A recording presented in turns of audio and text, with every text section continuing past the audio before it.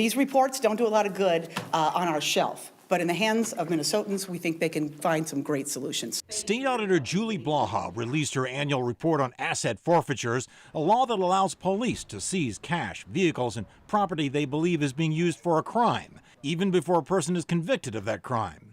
If you don't challenge the fact that that was taken from you, it will be administratively forfeited, and you lose any right to reclaiming it later. According to the auditor's report, 8,000 forfeitures in 2018, amounting to more than $11 million. 90% of those were from DUI and drug cases. Isn't particularly major at a statewide scale, but it does have an impact at the individual level. Forfeiture is a big deal in Minnesota because it really hits the people who could afford it the least the hardest. Ben Feist at the ACLU says his organization is working on reforms at the state capitol to make it easier for people to get their property returned. If you want to get a chance to get your own stuff back because it had nothing to do with this purported crime, you actually have to file a lawsuit against your own property in civil court while you're probably in criminal proceedings. Now, the auditor cautioned that her report is only part of the picture.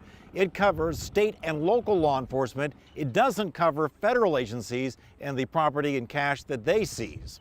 In St. Paul, John Croman, KARE 11 News.